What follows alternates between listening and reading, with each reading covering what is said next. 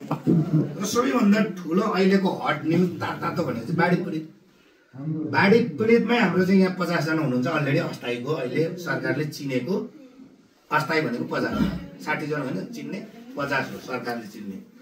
ती 50 जनाले चाहिँ कम्तीमा भैँसी पुर्याउनु पर्छ भन्ने हाम्रो मुद्दा कि गर्दै जाँदाखेरि अझ पुगेन 46। अरूवटा भन्दा हाम्रो वडामा बढी नै हो। माङ्गाल गाउँपालिकालाई हामीले धन्यवाद पनि दिनुपर्छ। मलाई त पछि दिएको हुन्छ जे गरेको। अब नम्बर 1 चाहिँ के भयो, बाढी पीडित।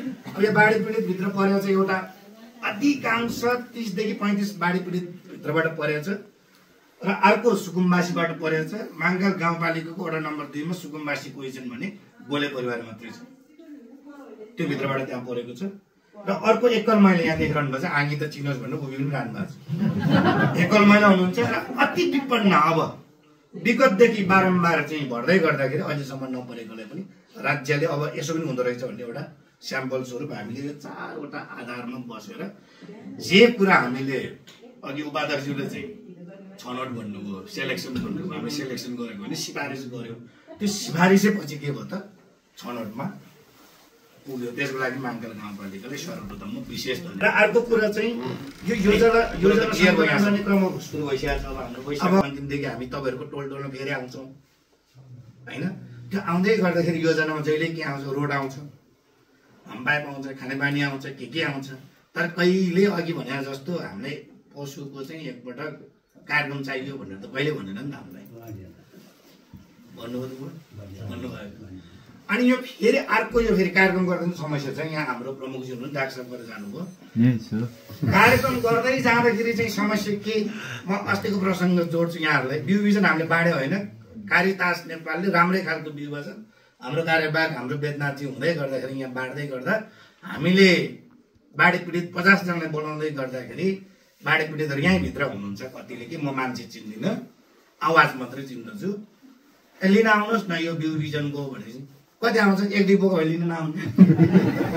अनि हाम्रो कर्मचारी पनि अब राष्ट्र सेवा कर्मचारी 1-2 बोको नाम बोकेर आउनुहोस्।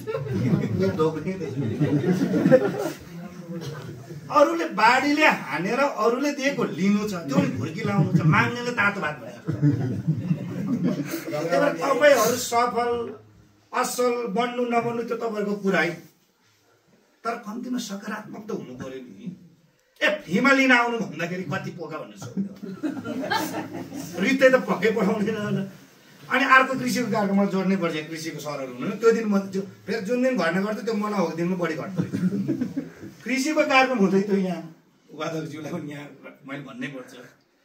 अनि कृषिको कार्यक्रम मात्रै गर्दाखेरि हात खाली किन, 5 गेडा भयो भने बिउ भन्ने हाम्रो कार्यपालिकाको चाहिँ 3 जना हामी यहीँ छौँ।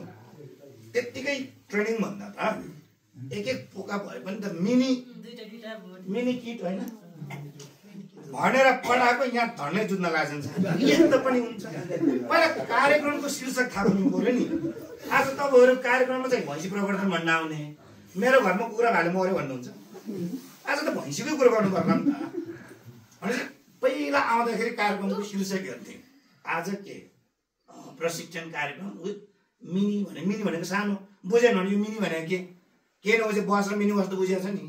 बस भन्दा सानो त मिनी बस हुन्छ नि। भनेपछि पहिला कार्यक्रमको उद्देश्य हामीले तपाईँलाई त्यहाँदेखि यहाँ बोलाएर त्यो बेजती चाहिँ 5वटा भनेको त्यो 5वटा त अरू 50वटा होला नि त। मकै हेर्नु त एउटा बिग्राउँदै 1 घोका आउँछ नि, आउँदैन। त्यो सकारात्मक सोचतिर गएन। कतिको बजेट त यो, अब यहाँ पनि कतिले आरोप लगाइसकेको छ भने मलाई म प्रष्टै भन्नुपर्छ। 27,000 थियो, यसपालि 75 भने कति ठोक्यो अब के ठोक्नु मैले, गान्दै भात खान्छ नि। कि 109 जनाको घरमा गयो भने तपाईँहरूलाई साथी राखेर कसम खान्छ। अहिले मलाई 1 कप चिया पनि दिँदैन 109 जनाले। तेरो भैँसी दिने 46 जना घरमा जानु पर्छ। त्यो पीडा चाहिँ तपाईँहरूले बोक्नुहुन्छ, गाह्रो छ नि त। मैले भन्न खोजेँ, मैले सबै व्यथा चाहिँ मैले किन यहाँ उपाध्यक्ष राखेर साथी बोल्दैछु भन्दाखेरि तपाईँहरूले पनि त ओडाको विषयमा राम्रो कुरो त गरिदिनु पर्यो नि त। यो पाइप मैले यहाँ राखिरहेको छु, कतिले मनभित्र लागिरहेको होला। म चाहिँ फेरि साइकोलोजीको विद्यार्थी विद्यार्थी चुचुरी धान्नु भन्दा यो यहाँ राख्नु भन्दा बरु आधी काटेर पठाएको भए टेन्सन साफ हुन्थ्यो, हाम्रो बस्न सजिलो हुन्थ्यो भन्न आएर। हिजोको जस्तो बाढी र पहिरो भोलि आउँदैन, पर्सि आउँदैन, निकोर्स पनि आउन सक्छ नि। अहिलेसम्म त एक खालको पानीको त समाधान त आइसक्यो नि। अबको 1 महिना पछाडि बाढी बढ्दैछ, पानी आउँदैछ भने त्यो बेला पनि फेरि आपतकालीन पर्न सक्छ भने यो जगेर राखेको हो नि त। यो त असाढ 23 गतेसम्म त हामी तपाईँहरूले नै बोलाएर कोलाई चाहिँ हामी दिन्छौँ नि त। यो पाइप यहाँ राखेर राम्रो देखाएको छ, नराम्रो भएको छ। यो पाइप छन्जेलसम्म मेरो झन् दिनौँ कपालको गेडा झरिरहँदो छ। यसरी एउटा झरेको छ, अर्को झरेको छ। त्यो मान्छेको मान्छे बिस्तारै बोल्नु है, मान्छे भएर नखेल्नु भन्नु परिरहेको छ। भनेपछि यसको मतलब च्यालेन्ज हामीले छ, चुनौती हामीले छ। यो सम्पत्ति तपाईँहरूकै हो। आवश्यक पर्दाखेरि खालि हामीले के गरेको यसलाई जतन गरेर राखिदिएको मात्रै हो। तपाईँहरू असल बनेर आउनुहोस्, सकारात्मक बनेर आउनुहोस्, कहिलेकाहीँ हामीलाई सुझाव दिने तरिकाले आउनुहोस्।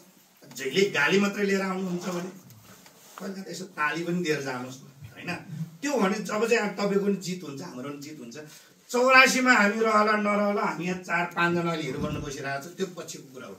84 देखि अहिले एकछिन 4 सेकेन्ड पछि हुन्छ, हुँदै त आउँदैन। 84 पछि हामी जनप्रतिनिधि होला नहोला त्यो आफ्नो ठाउँमा होस्। तर 84मा आउँदै गर्दाखेरि अहिले बाँडेको यो आदरणीय 46वटा भैँसीहरूको दुधको चिया खान पाओस् न। हामीले त्यो खालको दिगो विकासको चाहिँ हामीले कल्पना गरेको छौँ। त्यो जोनीले दिएको पनि होइन, अध्यक्षज्यूले दिएको पनि होइन, उपाध्यक्षज्यूले पनि दिएको पनि होइन, कोही कसै जनप्रतिनिधिले दिएको होइन। हाम्रो पहलमा गरेर आएको सिङ्गो हामीले तपाईँहरूले वितरण गर्दै गरेको। अघि हाम्रो आत्मारामजीले पनि कति सान्दर्भिक प्रश्न राखिसक्नुभयो। अनि पोहोर त हामीले किनेर बाँडे जस्तो गऱ्यौँ भैँसी, छिटो तानेर होइन, यसपालि छिटो आफै तान्ने कस्तो हुँदो रहेछ र हामीले बाँड्दाखेरि चाहिँ बिग्रिया भैँसी आउँदैछ। तपाईँहरूले आफै किन्दाखेरि चाहिँ कति परीक्षण फोहोर माङ्गालको परीक्षण थियो। अहिले हरेक व्यक्तिको आफ्नै परीक्षण छ। अघिको डकुमेन्टहरू त त्यहाँ हेर्दाखेरि त लगभग त्यो डकुमेन्ट कन्डक्ट गर्नलाई त डिग्री पास गर्नुपर्छ, त्यो बिरिसक्नुभयो। तर तपाईँहरूले डिग्री चाहिएन, किनकि तपाईँहरूसँग अनुभव छ। त्यो चिजसँग तपाईँ बिहानदेखि बेलुकासम्म त्यसमा लडिरहनु भएको छ। र त्यो अघि डाक्टर साहबले भनिसक्नुभयो, त्यो के मापदण्ड तपाईँहरूले चाहिन्छ भने त्यो मापदण्ड हामी यहाँ उपलब्ध गराउँछौँ। आज होइन भोलि आउनुहोस्, त्यो के छ भन्ने कम्तीमा लगेर जानुहोस् है। त्यो कुरा पनि म यहाँहरूलाई आग्रह गर्न चाहेँ। एउटा मैले कुरा सकाएँ। र अर्को कुरा जस्तै यो टनेलको कुरा आयो, चेप कटरको कुराहरू यहाँ छ।